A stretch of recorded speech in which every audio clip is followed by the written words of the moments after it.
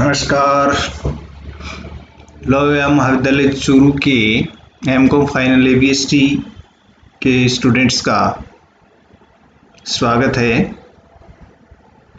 आज अपने इस ई लेक्चर की श्रृंखला में अपना नेक्स्ट जो व्याख्यान है वो use of statistical techniques in operation research, यानी संक्रिया विज्ञान में सांख्यिकीय तकनीकों के प्रयोग पर है।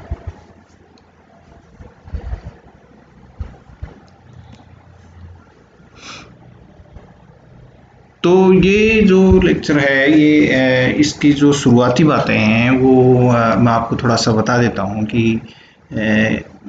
ये वास्तव में इस टॉपिक की अहमियत क्या है। देखिए क्या है कि चूँकि ऑपरेशन रिसर्च की जो टेक्निक्स होती हैं वो उनमें साइंस एंड टेक्नोलॉजी का यूज़ होता है और उन तकनीकों के प्रयोग के लिए जो आधार जो बेस होता है वो वास्तव में स्टैटिस्टिक्स प्रदान करती है, यानी सांख्यिकी प्रदान करती है। सांख्यिकी की जो विधियां होती हैं, जो तकनीकें, जो टेक्निक्स होते हैं, उनका प्रयोग पहले होता है और ऑपरेशन रिसर्च की टेक्निक्स का यूज़ बाद में होता है। तो ये जो मॉडल के निर्माण करने के लिए जब सांख्यिकी जो संक्रिया विज्ञान का कोई भी मॉडल बनाया जाएगा, यानी प्रतिरूप तैयार किया जाएगा, उसके लिए ये जो सांख्यिकी की जो तकनीकें होती हैं वो एक आधार स्तंभ का काम करती हैं। जब किसी भी संक्रिया विज्ञान के प्रतिरूप का निर्माण किया जाता है तो पहले विषय या समस्या से संबंधित समंकों को संकलित किया जाता है, यानी कलेक्ट किया जाता है। फिर उन समंकों का वर्गीकरण और सारणीकरण किया जाता है, उनकी यानी क्लासिफिकेशन और टेबुलेशन होता है। सारणीकृत समंकों को के केंद्रीय प्रवृत्ति के माप यानी मेजर्स ऑफ सेंट्रल टेंडेंसीज, जिसमें मोड, मीन, मीडियन ये ज्ञात किए जाते हैं। जो कई वेरिएबल्स होते हैं, जो विभिन्न चर होते हैं, उनकी आपसी संबंध को यानी कोरिलेशन देखा जाता है।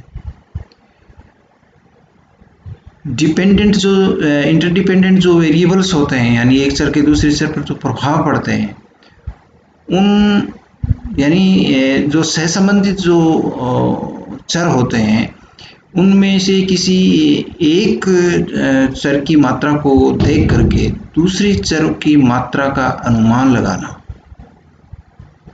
ये कार्य स्टैटिस्टिक्स के अंतर्गत होता है।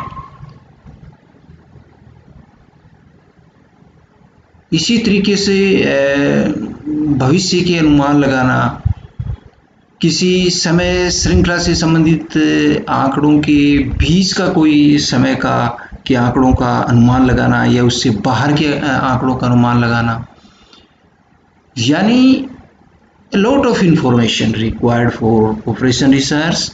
वो लॉट ऑफ इंफॉर्मेशन स्टैटिस्टिक्स प्रदान करती है और वो भी ऐसे प्रदान करती है जैसे कि कुछ प्रिपरेशन बना करके फिर प्रोवाइड करती है। ऐसे नहीं कि सीधे के सीधे एकदम से रॉ मटेरियल उसको दे दिया और उसको बनाना शुरू कर दिया। वो पहले एक जो सूचनाएं, जो डाटा कलेक्ट किए जाते हैं, उन डाटा को कुछ प्रोसेसिंग करके देता है, जैसे मोड, मीन, मीडियन निकाला या इंटरपोलेशन किया, एक्सट्रापोलेशन किया या उनमें कोरिलेशन मेजरमेंट किया। तो वो कुछ ऐसी उनकी प्रोसेसिंग करने के बाद जो डाटा निकलते हैं वो ऑपरेशन रिसर्च के लिए प्रोवाइड किए जाते हैं। तो बहुत बड़ी अहमियत होगी इन स्टैटिस्टिकल टेक्निक्स की, क्योंकि बिना स्टैटिस्टिक्स के अपना ऑपरेशन रिसर्च की कल्पना कर ही नहीं सकते। तो इसके अंदर जो है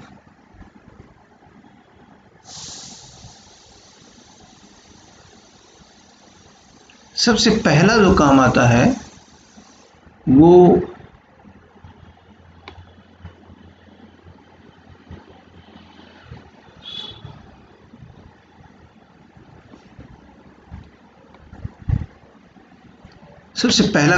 समंकों के जो तकनीकें होती हैं, जो विभिन्न प्रकार की तकनीकों जिनका वर्णन किया गया है, उन तकनीकों में सबसे पहली जो तकनीक जो टेक्निक स्टैटिस्टिकल की होती है वो कलेक्शन ऑफ डाटा की होती है, क्योंकि भाई डाटा जब कलेक्शन होगा ही नहीं तो फिर आगे तो डाटा ही तो वो कच्चे माल होते हैं जिनको हम आगे प्रोसेस करते हैं। तो इसके अंतर्गत सबसे पहले जो है वो डाटा को कलेक्ट किया जाता है, और इसकी डाटा कलेक्शन का मतलब यहाँ पर क्या है कि ये जो डाटा होते हैं वो एक तरह से क्वांटिटेटिव जो है नहीं परिमाणात्मक सूचनाएं होती हैं। ये परिमाणात्मक सूचनाएं ही वास्तव में सक्रिय विज्ञान के आधार होते हैं, और ये आधार प्रदान करने के लिए प्रथम चरण समंकों को कलेक्ट करना होता है। समंक दो तरीके के होते हैं, एक वे समंक जो कि प्राथमिक कहलाते हैं, यानी प्रथम बार जिनको कलेक्ट किया जाता है और यूज किया जाता है, और दूसरे वे समंक होते हैं जिनको द्वितीयक समंक यानी सेकेंडरी डाटा कहते हैं, जो कि पहले से प्रकाशित हो चुके हैं, जिनका पहले से भी कोई यूज कर चुका है, तो उनको हम सेकेंडरी डाटा कहते हैं, जो कि बुक्स में कहीं या कहीं जर्नल्स में पहले से पब्लिश हो चुके होते हैं। प्राथमिक और द्वितीय समंकों को जब कलेक्ट किया जाता है तो इस कलेक्ट करने की दो मुख्य रूप से विधियां होती हैं। एक तो ये है कि जो डाटा जो कलेक्ट किए जाते हैं वो एक एक व्यक्ति को पूछकर जाकर कलेक्ट किया जाए, जिसको अपन सेंसस मेथड कहते हैं। तो वो किसी समग्र विशेष की संपूर्ण इकाइयों के डाटा इकट्ठे करना, जिसको सेंसस मेथड कहते हैं। दूसरा ये होता है कि प्रतिचयन विधि होती है, यानी सैम्पलिंग बेसिस पर, यानी कुछ लॉट्स होते हैं जिन पर ही जाकर के उसको डाटा को कलेक्ट किया जाए। संपूर्ण समग्र के डाटा कलेक्ट नहीं किए जाएं, केवल कुछ ही इकाइयों के डाटा इकट्ठे करके और संपूर्ण यूनिवर्स के बारे में अपने अनुमान लगा लेना, तो उसको हम सैम्पलिंग कहते हैं। तो ये ध्यान रखने की बात है कि जो डाटा कलेक्ट कर आप सभी डाटा इकट्ठे कर रहे हो या कुछ सेलेक्टेड डाटा इकट्ठे कर रहे हो, तो सेलेक्टेड इकाइयों के डाटा इकट्ठे करके संपूर्ण के बारे में अनुमान लगाना तो सैम्पलिंग होता है, और सभी डाटा इकट्ठे करोगे तो उसको सेंसस कहते हैं। व्यवहार में अपन देखते हैं कि जो सैम्पलिंग मेथड है, जिसको अपन प्रतिचयन विधि कहते हैं, वो जो है उसको किसी रिसर्च स्टडी के लिए सबसे ज़्यादा अपनाया जाता है, क्योंकि सेंसस मेथड पर करना बहुत कॉस्टली होता है, और जो बहुत बड़े जो फर्म होती हैं वो कर सकती हैं या बड़े ऑर्गेनाइजेशन कर सकते हैं, लेकिन फिर भी जो प्रतिचयन विधि है उसके अंतर्गत ज़्यादातर ये कार्य किया जाता है। और ये समंक जब इकट्ठे करने का जो तरीका होता है उसके लिए जैसे प्रश्नावली भरवा लेना, मौखिक रूप से पूछना या फ़ोन से पूछताछ करना, जो अनुसूचियां भरवाना, ये जैसे प्रश्नावली तो होती है वो किसी को दे दिए जाते हैं, प्रश्न खुद उसके आंसर करके देता है, सूची में पूछ के भरे जाते हैं। ये जो कार्य होता है वो सैम्पलिंग मेथड के अंतर्गत जो है वो किया जाता है। तो और अगर सेकेंडरी डाटा इकट्ठे किए जाते हैं तो सेकेंडरी डाटा जो है वो पहले से प्रकाशित होते हैं, उनको ले लिया जाता है। तो चाहे सूचनाएं प्राथमिक समंकों के हिसाब से यानी प्रथम बार यूज करने के हिसाब से कलेक्ट किए जाएं, या पहले से प्रकाशित जो समंक है उनको लिया जाए, वो समंक जब इकट्ठे हो जाते हैं तो ये आंकड़े जो होते हैं वही आंकड़े इकट्ठे करने के बाद फिर आगे उनकी प्रोसेसिंग होगी। जैसे मान लीजिए कोई भी समस्या है जिसका अध्ययन करना चाहते हैं, कि आज आपको एक नया प्रोडक्ट लॉन्च करना होता है, किसी इंडस्ट्री में नया प्रोडक्ट लॉन्च करना होता है, तो मार्केट स्टडी होती है, उस प्रोडक्ट के बारे में क्या विचार है। अगर कोई सेम इसी प्रकार का प्रोडक्ट जो है पहले से कहीं चल रहा है और वो कुछ बनाना चाह रहे हैं, तो मार्केट की रिसर्च स्टडी होती है। अब बाहर जाकर के कस्टमर्स का से पूछा जाता है कि कस्टमर से या कहीं जाकर के या उनसे प्रश्नावलियाँ भरवाई जाती हैं, तो उसके आधार पर जो डाटा कलेक्ट किए जाते हैं फिर उनके आगे उनकी प्रोसेसिंग होती है या उनकी डीप स्टडी की जाती है। तो कहने का मतलब डाटा जो हुए वो संक्रिय विज्ञान की टेक्निक्स तक पहुंचने से पहले एक रॉ मटेरियल के रूप में काम करते हैं, कच्चे माल की तरह होते हैं, और उन्हीं से हम आगे सूचनाएं है उनको फॉर्मेट करेंगे उनका। दूसरा इसमें है वर्गीकरण एवं सारणीयन यानी क्लासिफिकेशन टेबुलेशन। जो समंक एकत्रित किए गए हैं उन समंकों को किसी निश्चित वर्ग के अनुसार विभाजित किया जाता है। समंक जैसे मान लीजिए 100 पेज में इकट्ठे किए आंकड़े, सूचनाएं ली। अब उन सूचनाओं को किसी शीर्षक में बांटकर, किसी वर्गों में बांटकर उन सूचनाओं को समरी के रूप में तैयार किया जाता है, तो उनका एक रूप और छोटा हो जाता है। ये इसको हम वर्गीकरण कहते हैं, यानी जो कलेक्ट किए गए थे डाटा उनको किसी निश्चित शीर्षक या वर्गों के अंतर्गत उनको विभाजित करना, इसको हम वर्गीकरण कहते हैं। तो उनको विभिन्न शीर्षकों में व्यवस्थित करते हैं। और जैसे कि कॉलोनी के निवासियों का सामाजिक और आर्थिक सर्वेक्षण है, तो हमने आंकड़े लिए मान लो। अब ये आंकड़े तो ले लिए एक साथ, किसकी कितनी इनकम है, उनका जीवन स्तर क्या है, ये सब चीज़ें ले ली। लेकिन इसके बाद में इन आंकड़ों को 3 वर्गों में बांट दिया, उच्च आय वर्ग में आने वाले, मध्यम आय वर्ग वाले और निम्न वर्ग वाले। तो वो जो जितने भी ऐसे नंबर्स व्यक्ति हैं वो इन 3 श्रेणियों में विभाजित हो जाएंगे। जरूरत के अनुसार इन 3 की भी और उपवर्ग बांटे जा सकते हैं। तो जो सूचनाएं 100 पेज में थी वो सूचनाएं हो सकता है कि आपके 5 पेज में ही आ जाए, 3 पेज में, 2 पेज में ही आ जाए। तो ये सांख्यिकी का बहुत बड़ा रोल हो जाता है। और इसके बाद में इन आंकड़ों को जब वर्गीकृत कर लिया तो फिर उनको सारणियों में उनका मतलब टेबुलेशन किया जाता है।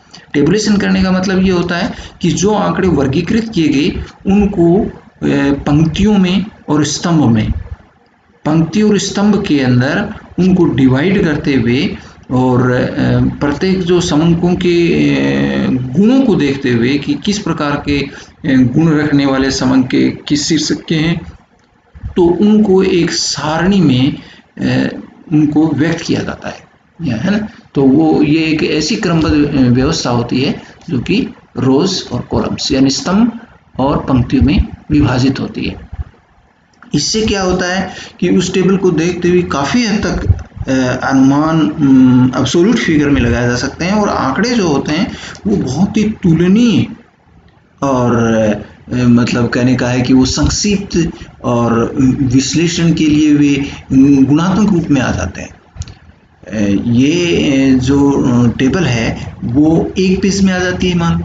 अब जो आंकड़े 100 पेज में इकट्ठे किए गए उनको हो सकता है कि आपने 5 पेज के अंदर उनको वर्गीकृत किया और 5 पेज का आपने एक टेबल के रूप में बना लिया। अब आपके आंकड़े छोटे होकर के एक टेबल, एक सारणी के रूप में 1 पेज में ही समाहित हो गए। तो ये टेबुलेशन का काम इस टेक्निक के अंतर्गत किया जाता है। और जब ये जो टेबुलेटेड जो डाटा होते हैं उस टेबुलेटेड डाटा से संक्रिया विज्ञान अपना आगे का काम करती है।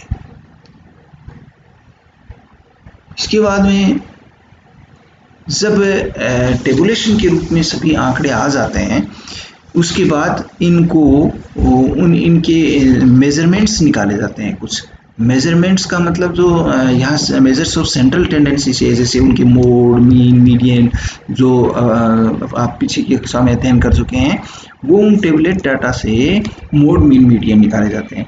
और इससे क्या होता है कि किसी भी अध्ययन क्षेत्र से संबंधित ये औसत माप होते हैं।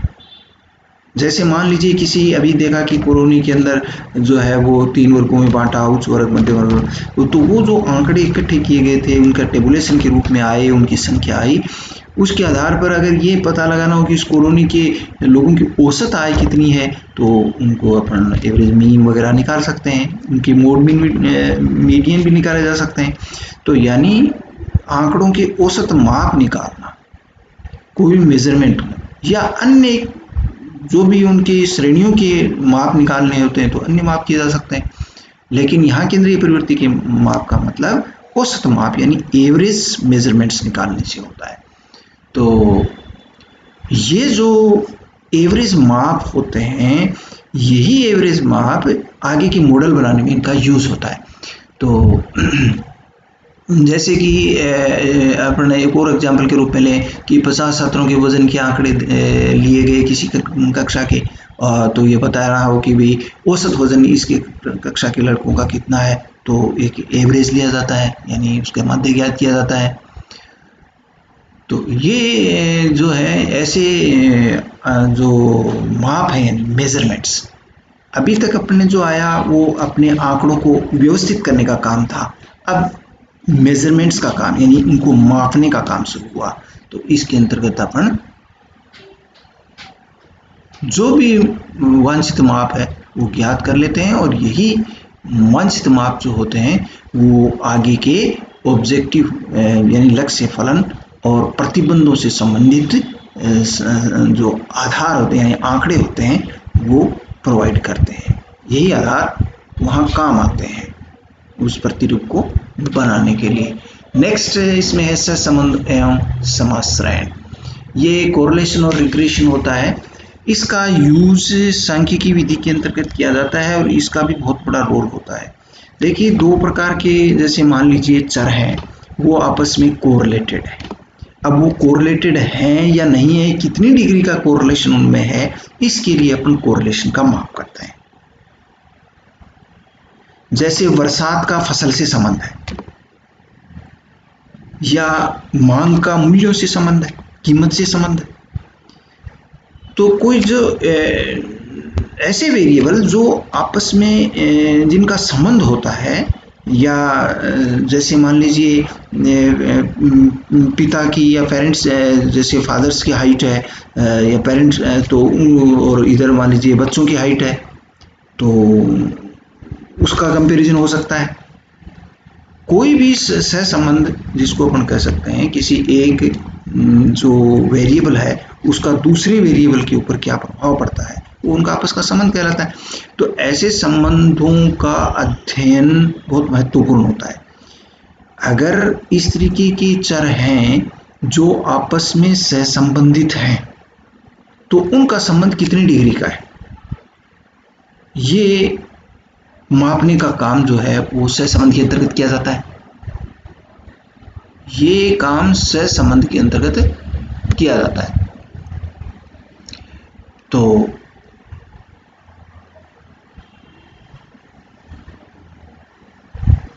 ऐसे ही जब दो सहसंबंधित होते हैं, यानी उनमें आपस में कोरिलेशन है, कि जैसे बरसात का संबंध फसल से है, प्रोडक्शन से है, एग्रीकल्चर की। तो अब यदि ऐसे से संबंधित आंकड़ों के अंतर्गत एक किसी वेरिएबल का माप अपने को ज्ञात हो और उसके आधार पर अपन दूसरे वेरिएबल का मान ज्ञात करना चाहते हैं, तो प्रतिगमन का यूज किया जाता है। कई बार हो सकता है कि किसी एक वेरिएबल के माप अपने ज्ञात हैं, दूसरे के ज्ञात नहीं है, लेकिन वो हैं इंटरडिपेंडेंट, तो फिर रिग्रेशन का यूज कर लिया जाता है। जैसे मान लीजिए अगर ये जानना हो कि किसी पर्टिकुलर बरसात की मात्रा पर गेहूं की उत्पादन की मात्रा कितनी होगी, ये जानना हो, और अपने को बरसात की मात्रा दी गई है, तो हम गेहूं की फसल की मात्रा ज्ञात कर सकते हैं। कितनी बड़ी एक डाटा को आगे फोरकास्ट करने के लिए या आगे के मॉडल बनाने के लिए कितनी बड़ी हेल्प मिलती है इस स्टैटिस्टिक्स टेक्निक से।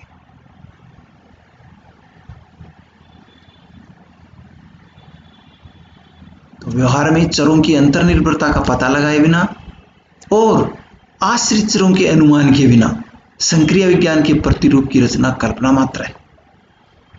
कितनी अच्छी बात है लिखी भी, कि जब तक हम इनकी इंटरडिपेंडेंस का पता नहीं लगाएंगे और डिपेंडेंट चरों का अनुमान हम नहीं लगाएंगे, तब तक विज्ञान का इस प्रतिरूप का यानी ऑपरेशन सिस्टम मॉडल की कल्पना करना बेमानी होगा। तो ये एक महत्वपूर्ण कार्य जो है वो सांख्यिकी विधियां करती हैं, तकनीकें करती हैं। नेक्स्ट है पूर्वानुमान की तकनीक यानी फोरकास्टिंग टेक्निक। भूतकालीन आंकड़ों के आधार पर भावी प्रवृत्तियों, यानी आंकड़ों का आधार भूतकाल का होगा, लेकिन उन भूतकाल के आंकड़ों के आधार पर भविष्य की प्रवृत्तियों और परिवर्तनों का पूर्वानुमान लगाना की जो तकनीकें होती हैं उनको पूर्वानुमान यानी फोरकास्टिंग टेक्निक्स कहते हैं। तो पीछे की कोई आंकड़े लिए और इससे क्या ट्रेंड आ रहा आगे, भविष्य में क्या ट्रेंड रहा, क्या प्रवृत्ति रहेगी, आंकड़े कैसे बनेंगे, ये पता लगाना जो है उसको हम फोरकास्टिंग कहते हैं। एक व्यवसाय के अंतर्गत आने वाले अल्पकालीन और दीर्घकालीन उच्चावचक यानी वेरिएशंस यानी फ्लक्चुएशंस का पहले ही अध्ययन करके जोखिम से अपने आप को शुरू किया जा सकता है। यानी पीछे के आंकड़े जो चल रहे हैं वो आंकड़े देख करके आगे क्या रहेगा या आगे क्या क्या जोखिम आ सकते हैं, ये कैसे कैसे उच्चावचन आ सकते हैं। जैसे एक व्यवसाय में तेजी मंदी ट्रेड साइकिल चलते रहते हैं, तो उनसे सुरक्षा प्राप्त करने के लिए एक आधार प्रदान करते हैं ये भविष्य के पूर्वानुमान। रेखा चित्र विधि, अर्धमाध्य विधि, चल माध्य विधि, न्यूनतम वर्ग विधि, ये ऐसी रीतियां होती हैं जो भूतकाल के आंकड़ों से भविष्य का मार्गदर्शन करती हैं। पूर्वानुमान के इन आंकड़ों को भी संक्रिया विज्ञान प्रतिरूप में एडजस्ट यानी समायोजित करते हुए समस्या का हल ज्ञात किया जाता है। आज एक की परिस्थितियों के अनुसार आपने मॉडल का निर्माण कर लिया, लेकिन जब तक भविष्य की आने वाली कुछ परिस्थितियों को उनमें समायोजित नहीं किया गया तब तक वो मॉडल अपने आप में वैलिडेटेड नहीं माना जाता है। इसलिए इसकी एक इम्पोर्टेंस हुई कि ये जो भविष्य के अनुमान हैं उनको भी उसमें समायोजित किया जाए। तो ये अनुमान कौन प्रदान करता है? स्टैटिस्टिक्स की टेक्निक्स प्रदान करती हैं। नेक्स्ट है इंटरपोलेशन एंड एक्सट्रापोलेशन। कई बार जब किसी ऐसी आंकड़ों की समूह श्रेणी का अध्ययन किया जा रहा हो जो उसमें समय दिया हुआ है और एक निश्चित अंतराल के बाद के आंकड़े इकट्ठे किए हुए हैं, अब उनमें किसी बीच के किसी वर्ष या वर्षों के आंकड़े जब जानने होते हैं तो इंटरपोलेशन का यूज करते हैं, और उस जो समय की जो सीमाओं के बाहर के आंकड़े जानने होते हैं तो उसको एक्स्ट्रापोलेशन कहते हैं। ये वास्तव में अनुमान है। आंकड़े तो वास्तविक एक लिमिट में, जैसे मान लीजिए जनसंख्या है, हर 10 साल बाद में जनसंख्या का अनुमान लगाया जाता है, जो सेंसस किया जाता है। अब मान लीजिए 2011 में अगर जनसंख्या जो है वो थी, तो अब 2021 में मान लो जनसंख्या का जो है वो जनगणना होती है। अब अगर 2015 की जनसंख्या का पता लगाना हो तो फिर कैसे होगा?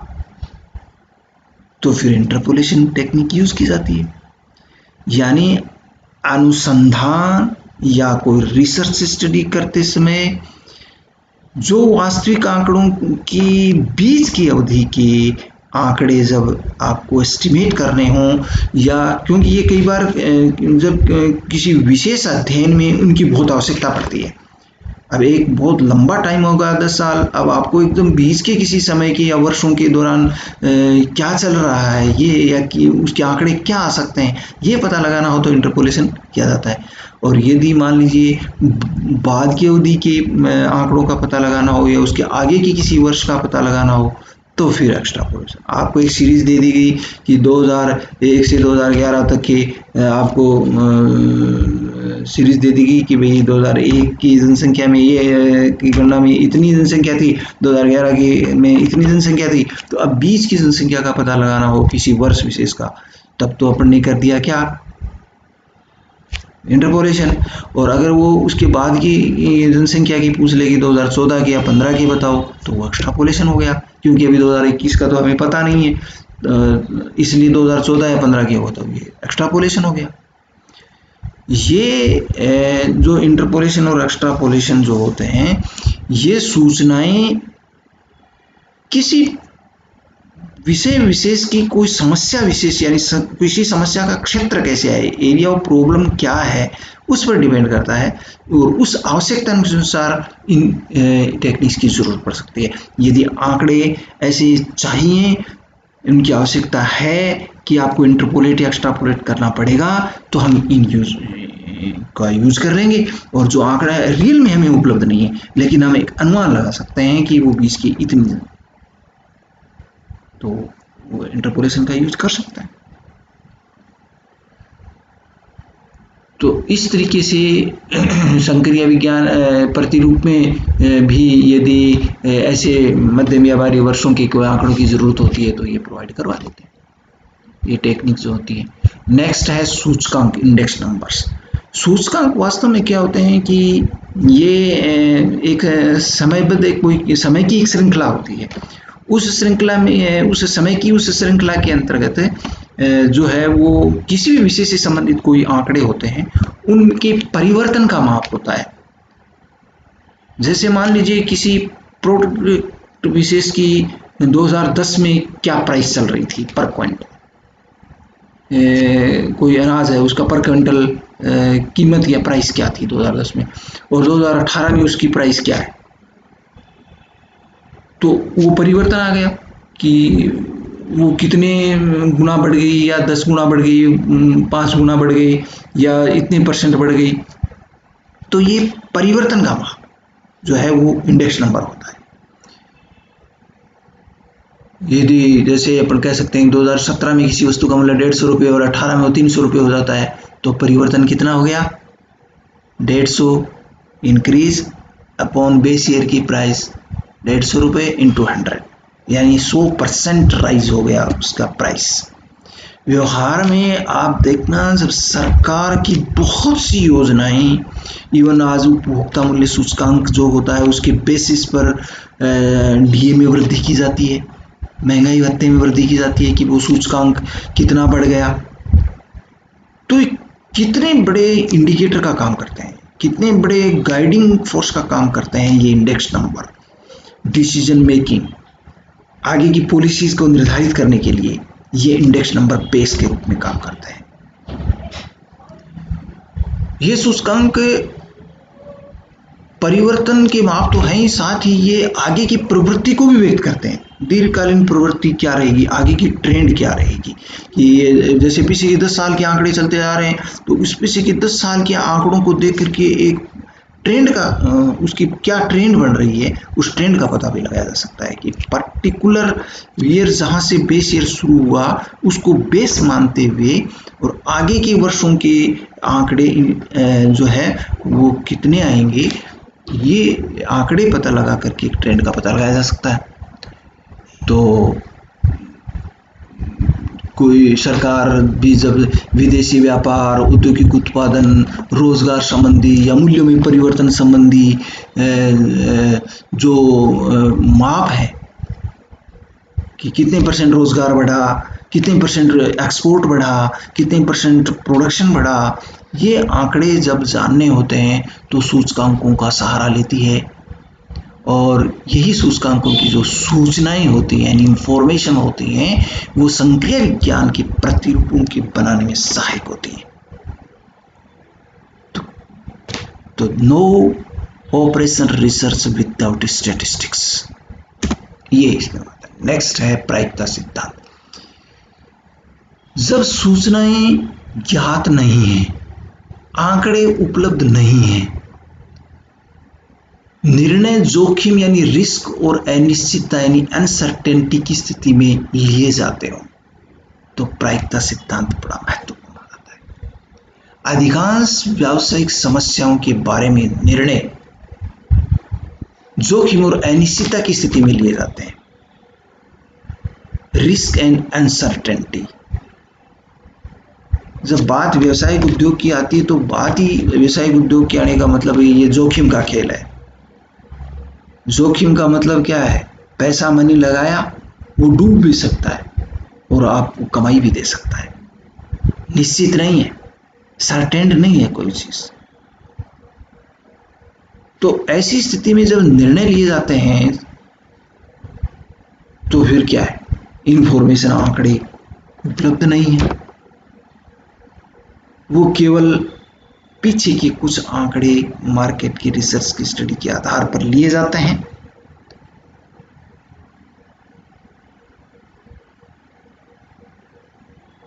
तो प्रायिकता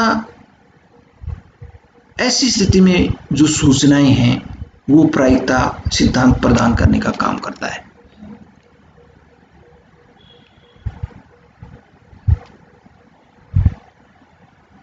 जोखिम और अनिश्चितता में वैज्ञानिक अनुमान, और ये जो प्रोबेबिलिटी थ्योरी होती है वो वैज्ञानिक अनुमान लगाती है।